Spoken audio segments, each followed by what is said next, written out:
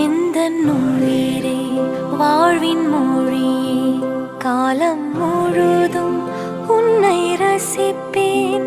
ஆசை மழையே பேசும் அழகே என்னை மறந்து உன்னை இசைப்பேன். உனக்காக இனி நானும் வாழ்வேன் பிள்ளையே.